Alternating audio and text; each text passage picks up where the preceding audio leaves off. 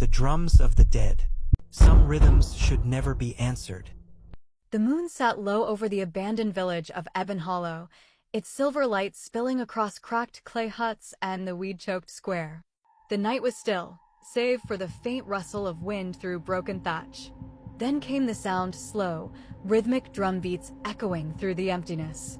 No hands struck them, yet the hollow thud of ritual drums filled the night like a heartbeat of the forgotten.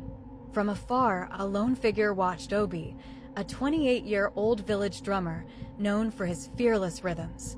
He'd heard rumors of the midnight drums for months, but never believed them until now. His fingers twitched unconsciously, itching to play along.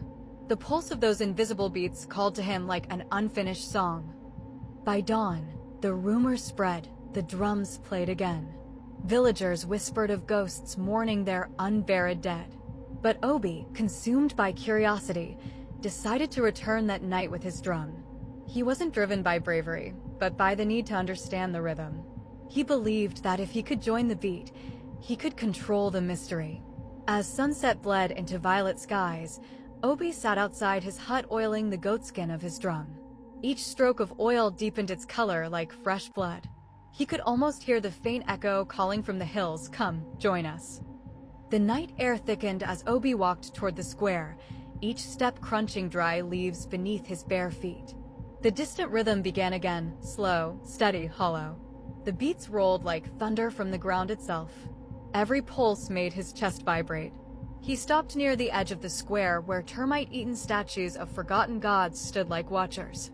The rhythm changed as though sensing his arrival, and for the first time, Obi realized the drums were waiting for him. Obi took a deep breath and struck his drum once. The sound cracked the silence, sharp and alive. Instantly, the invisible drums answered, mimicking his rhythm. His heart raced. He played again, faster this time, his hands moving like lightning. The unseen drummers responded, matching every beat. The air shimmered with invisible energy. Obi felt an electric chill crawl across his skin, as if unseen eyes had opened all around him. He wasn't alone anymore. Out of the mist, silhouettes began to emerge, faint outlines of people draped in torn ceremonial garments. They had no faces, only hollow masks carved from wood. Their bodies moved in sync with the beat, hands floating midair as they struck invisible drums. Obi froze, terror crawling up his spine. Yet, instead of fleeing, he kept drumming. His rhythm was trembling now, uneven, but the spirits didn't seem angered. They swayed closer, their hollow masks reflecting the moonlight like bone. From the center of the fog stepped a towering spirit, its frame lean, almost human, but its skin glowed like embers beneath cracked earth. Around its neck hung dozens of dried drumsticks tied with red twine. Its mask bore the markings of an ancient clan long erased from memory. "Your rhythm calls the dead," it said, its voice echoing like drums underwater. "Now you must finish the song they left behind." The spirit raised its hand, and Obi's drum moved on its own. The rhythm that followed wasn't his anymore. It was ancient, sorrowful, powerful. Each beat painted scenes in the mist, warriors dying in battle, a village cursed for breaking sacred oaths, drums once buried with the dead. Obi tried to stop, but his hands wouldn't obey. The rhythm had taken him. His veins pulsed with it, his heartbeat sinking to the otherworldly tempo. Around him, the spirits danced, their movements mesmerizing and sorrowful, like wind weaving through the dead. Each step raised dust that shimmered in the moonlight. The beat grew faster, louder, intoxicating. Obi felt his consciousness slipping. He saw flashes, a glimpse of the past, the same square alive with celebration centuries ago. Then, betrayal. Blood spilled on drums. A curse cast to make the guilty play forever. The spirit leader stopped the rhythm abruptly. The silence hit like a slap. "One of the living must join, or the drums will never rest," it said. Obi's chest tightened. "You called to us. Now you must choose, stay and play, or offer another in your place." Obi's voice trembled. "Why me?" The spirit stepped closer. "Because your heart remembers what your ancestors forgot." Its glowing eyes softened, almost pleading. "Set us free, drummer." Through visions, Obi saw the truth. His great-grandfather had been among those who betrayed the sacred drummers, sealing their souls in this eternal rhythm. The curse had awaited a descendant to play again and reopen the bond. Obi dropped his drum. Then let it end tonight. The spirit stirred restlessly, uncertain. You would give yourself? The leader asked. If that frees you, Obi whispered. The leader conjured a drum from flame and smoke, a spirit drum made from shadows and light. Strike this, it said, and your soul will join ours. Obi hesitated, feeling the heat against his skin.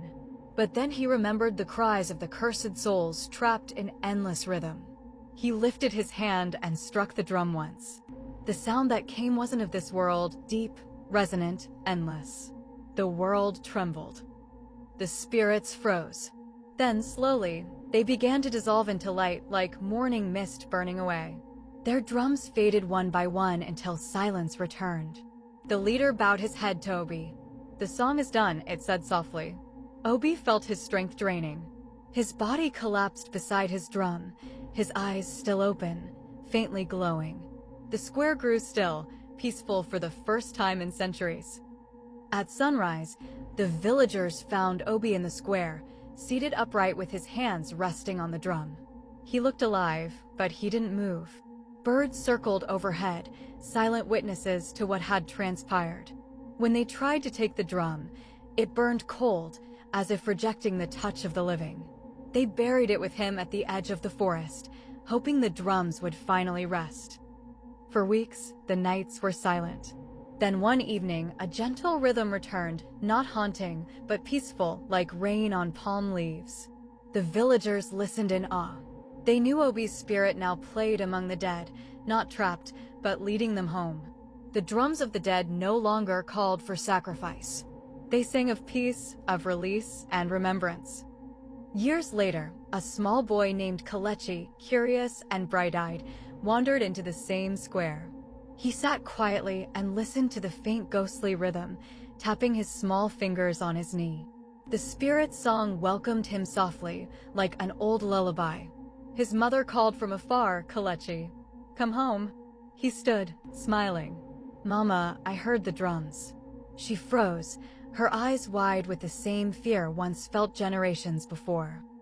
That night, the rhythm returned, faint, slow, but alive again. Only this time, it carried no sorrow. It was a song of legacy, echoing across time. Obi's spirit watched from beyond, his hands forever guiding the balance between the living and the dead. The village slept in peace, the rhythm now part of its heartbeat. The curse was no more, only remembrance. Centuries later, travelers passing through the ruins of Ebon Hollow swear that when the moon is full, the wind carries a rhythm soft, ancient, eternal. They say if you listen closely, you can hear the voices within the drums whispering, play, and remember. The drums of the dead no longer haunt the living. They remind them that every rhythm, even the ones born of pain, can find peace in the end.